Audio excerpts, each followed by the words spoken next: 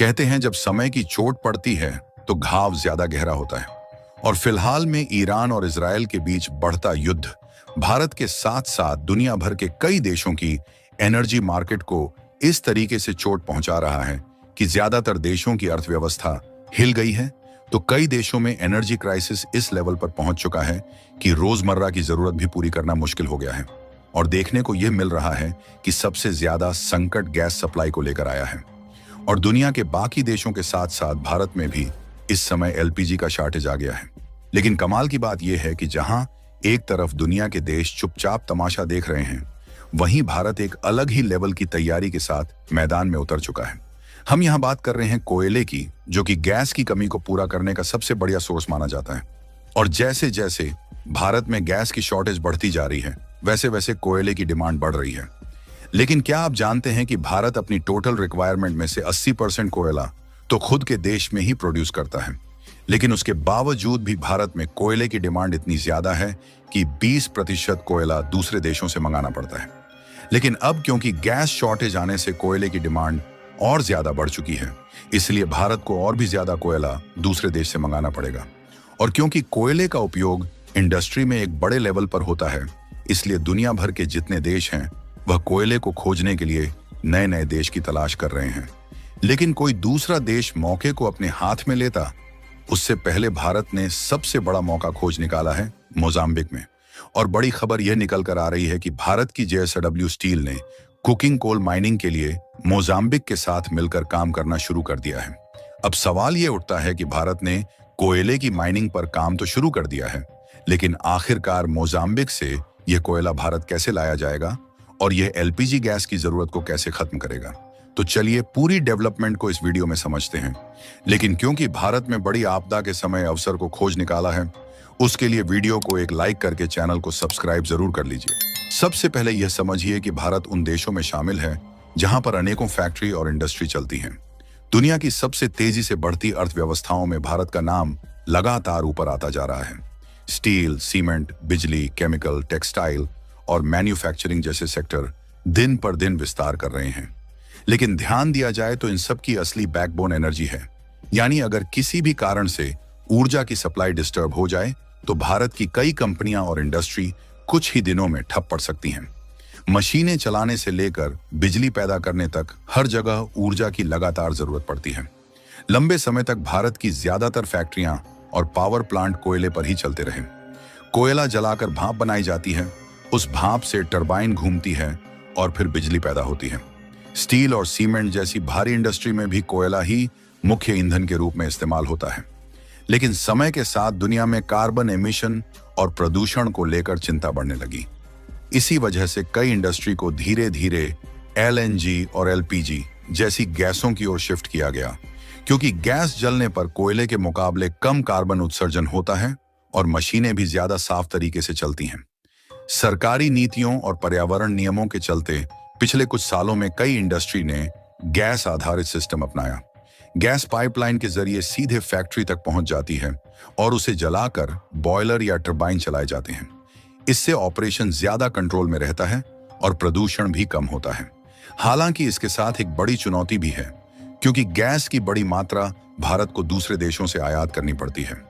यानी अगर अंतरराष्ट्रीय बाजार में सप्लाई बाधित हो जाए तो कई फैक्ट्रियों के सामने संकट खड़ा हो सकता है। और यही संकट फिलहाल में सामने आ चुका है।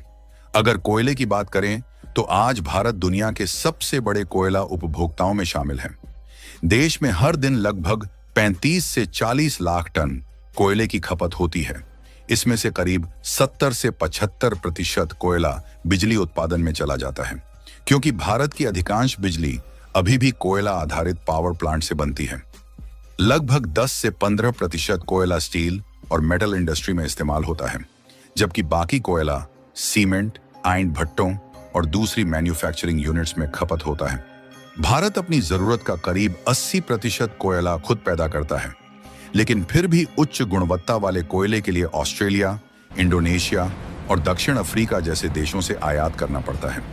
इतिहास में कई बार ऐसा भी हुआ जब वैश्विक बाजार में उतार चढ़ाव के कारण भारत को ऊर्जा संकट का सामना करना पड़ा।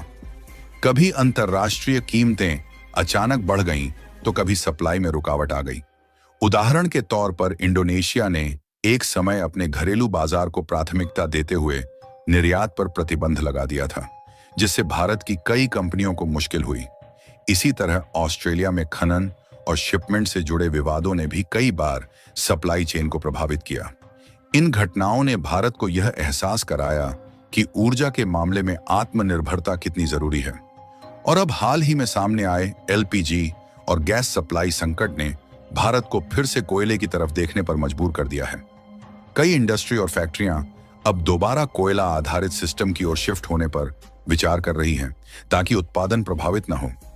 भारत के पास कोयले के बड़े भंडार मौजूद हैं, इसलिए इसे एक भरोसेमंद विकल्प के तौर पर देखा जा रहा है। और खबर बता रही है कि अब आम लोग और रेस्टोरेंट भी कोयले की तरफ देख रहे हैं, जिसके कारण कोयले की डिमांड भारत में 80% से ज्यादा बढ़ चुकी है और इसे लोग काला सोना कह रहे हैं। हालांकि इसी काले सोने के प्रोडक्शन में तेजी आने के कारण भारत ने फाइनेंशियल ईयर 2026 में 200 मिलियन टन का आंकड़ा तो क्रॉस कर लिया है, लेकिन सिर्फ इतना भारत की जरूरत को पूरा करने के लिए काफी नहीं है। यही वजह है कि भारत ने अफ्रीका के देश मोजाम्बिक की तरफ भी ध्यान बढ़ाया है। मोजाम्बिक दक्षिण पूर्वी अफ्रीका में हिंद महासागर के किनारे बसा एक संसाधन समृद्ध देश है, जहां दुनिया के सबसे बड़े कोकिंग कोल भंडारों में से एक मौजूद है। खासकर टेटे प्रांत में अरबों टन उच्च गुणवत्ता वाला कोयला पाया जाता है, जो स्टील इंडस्ट्री के लिए बेहद जरूरी माना जाता है। भारत पहले से ही मोजाम्बिक के साथ खनन और ऊर्जा के क्षेत्र में सहयोग करता रहा है और कई भारतीय कंपनियां वहां कोयला परियोजनाओं में निवेश भी कर चुकी हैं, ताकि भारत के उद्योगों के लिए स्थायी सप्लाई सुनिश्चित की जा सके। इसी कड़ी में हाल ही में भारतीय कंपनी JSW ग्रुप को लेकर भी खबरें सामने आई हैं कि कंपनी मोजाम्बिक से कोकिंग कोल की सप्लाई को मजबूत करने के लिए वहां अपने प्रोजेक्ट्स और साझेदारियों को आगे बढ़ा रही है। रिपोर्ट्स के मुताबिक आने वाले समय में लाखों टन कोयला मोजाम्बिक के बंदरगाहों से बड़े कार्गो जहाजों के जरिए सीधे भारत के पश्चिमी और पूर्वी तट के पोर्ट्स तक लाया जाएगा। यह कोयला खास तौर पर स्टील और भारी इंडस्ट्री में इस्तेमाल किया जाएगा। अगर यह सप्लाई चेन मजबूत होती है तो भारत को ऑस्ट्रेलिया और दूसरे देशों पर निर्भरता काफी हद तक कम करने में मदद मिल सकती है। आपको बता दें कि भारत की JSW स्टील और मोजाम्बिक के बीच कोयले को लेकर अहम डील सबसे पहले 2023 और 2024 के दौरान सामने आई, जब JSW ने मोजाम्बिक के AMDR कोकिंग कोल प्रोजेक्ट में करीब 92% हिस्सेदारी लगभग $74 मिलियन में खरीदने का समझौता किया। हालांकि यह प्रोजेक्ट अभी तक रुका हुआ था, लेकिन जब हाल ही में गैस की किल्लत देखने को मिल रही है, तो JSW ने मौके का फायदा उठाते हुए आधिकारिक रूप से इस खदान के विकास की शुरुआत की घोषणा की। इस प्रोजेक्ट के पहले चरण में करीब 2.4 मिलियन टन प्रति वर्ष कोकिंग कोल उत्पादन का लक्ष्य रखा गया है, ताकि भारत की स्टील इंडस्ट्री के लिए लंबे समय तक कच्चे माल की सप्लाई सुनिश्चित की जा सके। फिलहाल अब देखना यह होगा कि भारत की इस कंपनी को मोजाम्बिक से कोयले निकालकर अपने देश में लाने में कामयाबी मिल पाती है या नहीं। बाकी आपकी क्या राय है? अपनी राय भी कमेंट में जरूर बताएं और इस वीडियो को लाइक करके अपने मित्रों तक शेयर जरूर करें, ताकि उन्हें भी जानकारी मिल सके। इसी तरह और भी नॉलेजेबल वीडियो देखने के लिए चैनल को सब्सक्राइब करके बेल आइकन को ऑल पर जरूर सेलेक्ट करें। जय श्री राम।